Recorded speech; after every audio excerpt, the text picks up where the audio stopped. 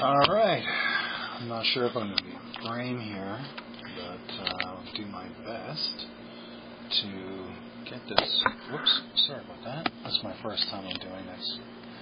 Okay, I don't know if I'm in frame, I don't know if I'm speaking loud enough. I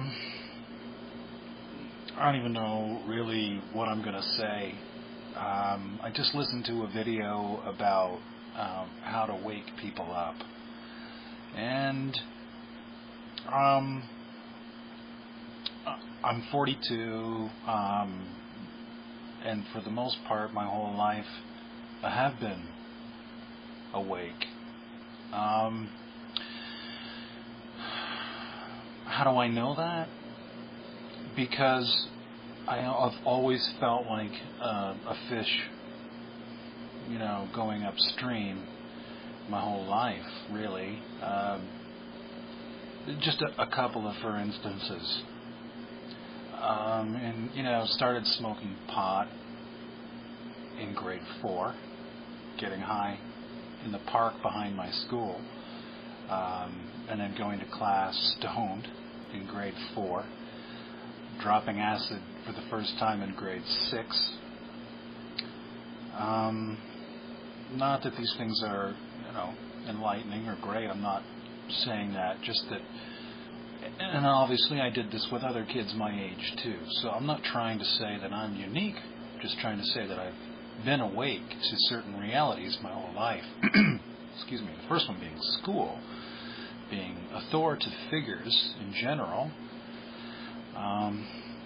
So this smoking pot behind my school in grade 4, and then dropping acid for the first time in grade 6, made going to class, sitting in a row in a desk, responding to teachers and fellow classmates around me that seemed to want to please these teachers, was always very bizarre for me. Really couldn't see the value in it, and could hardly wait to get out of this environment that I seemed to be locked into, that others didn't really seem to notice or care. Even my friends that I did get high with did their homework, and for the most part, aside from an odd interruption in class or something, they seemed quite comfortable going along, for the ride.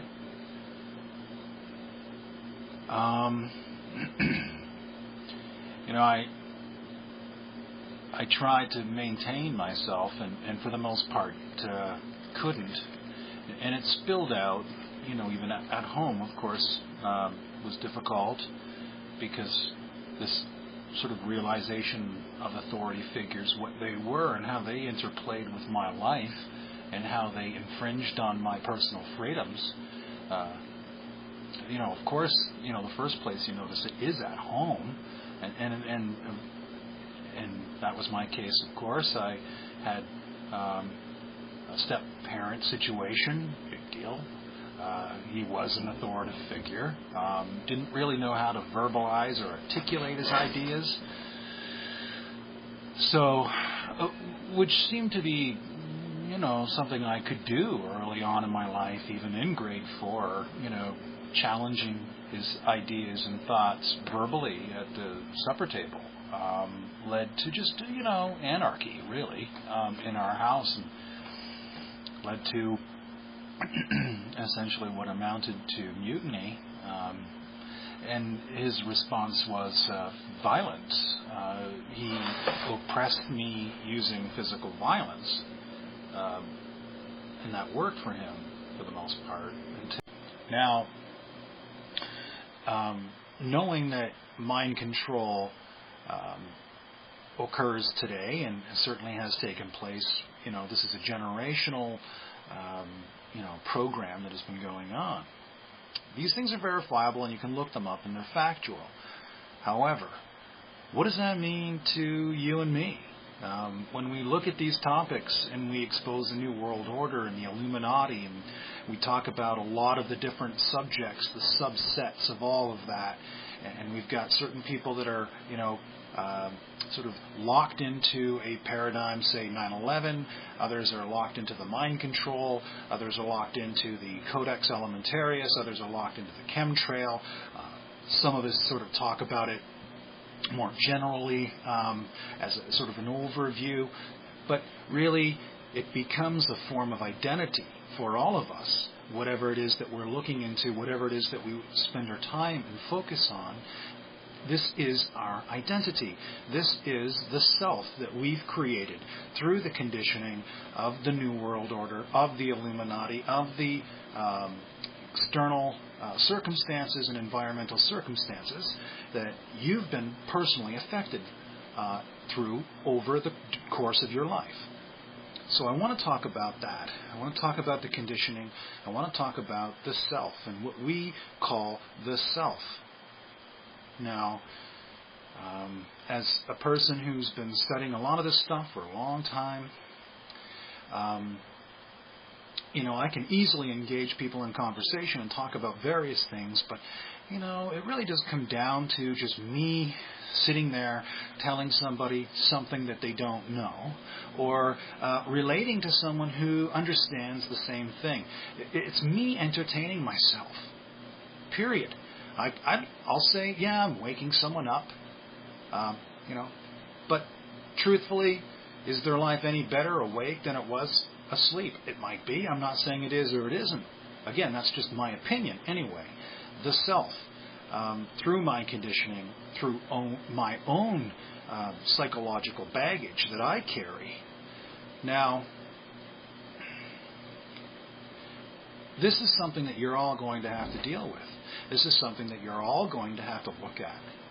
Because, you're busy pointing fingers at everybody else, what organizations are doing what and to whom and for how long, and here are all the cited, factual things that have gone on, and look here and look there. Where you should be telling somebody to look is within themselves. And you should be looking within yourself, your mind. How is it functioning?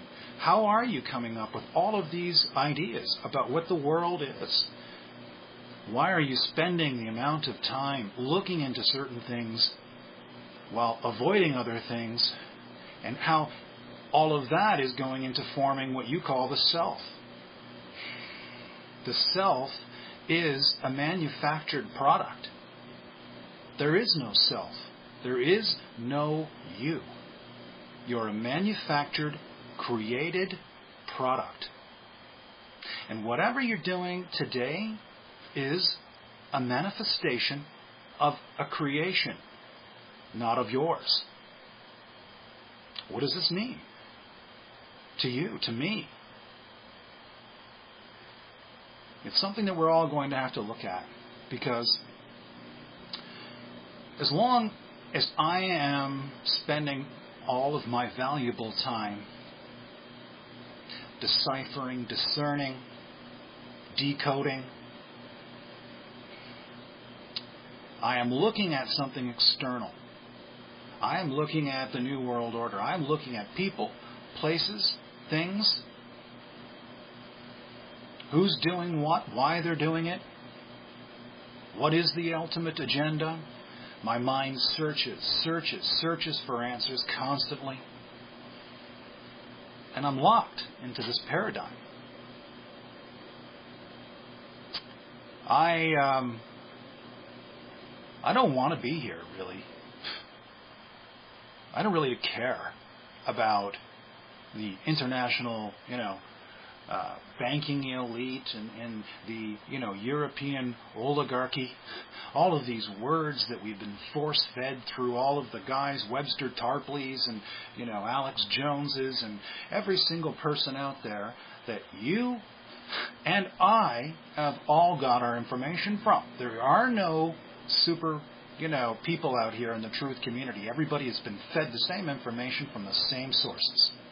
A few of us, say like Mark Allen, truthin7minutes.com, other guys, they go do their own research. They actually plug in numbers and look at things for themselves and are starting to question. They're calling these people out on all of their lies. Not lies, beliefs. To believe is to not know, period. That's what belief is. It's a state of not knowing. So you believe. Now, I don't really care. I'm at a point in my life where I believe I have no understanding of anything. I came into all of this as an egomaniac. Pretty smart guy. Knew who I was, knew what I wanted in life, who my allies were. Didn't even think I had enemies. I'm not an egomaniac, although I still have ego. I understand how little I understand, how little I know about anything. And I hear all sorts of contrasting opinions and views on various subjects and topics. And again, as long as I'm looking at all of that, this is an external process for me. And there comes a time in our lives where, we have to stop looking outside of ourselves, come within inside of ourselves, and try to even just understand how our own mind works. What is the root of our conditioning? Where is the root of our own psychological baggage? Where does that start? How did we become this product that we believe is an authentic self, something unique to the world? How did we get here? Okay. Here's an analogy. Take white paint, black paint. Pour them onto a canvas. From directions, omnidirectional, straws, people blowing onto the paint.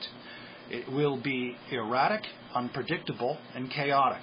The paint will mix in with one another. It'll spread out onto the canvas. The next job, once it dries, is to look at that canvas. I'm not going to say what color is truth and what color is a lie. One color represents truth while the other color represents a lie. And what I'd like you to do is look at that canvas and please tell me where the lies and truth are separate, where it is something that you can easily distinguish. Because what will happen is that paint will intermix on that canvas. And at certain junctures on the canvas, that paint, one color, will be interrupted by another color. It'll be impossible to really follow all the lines and separate one color from another. That's life. That's life.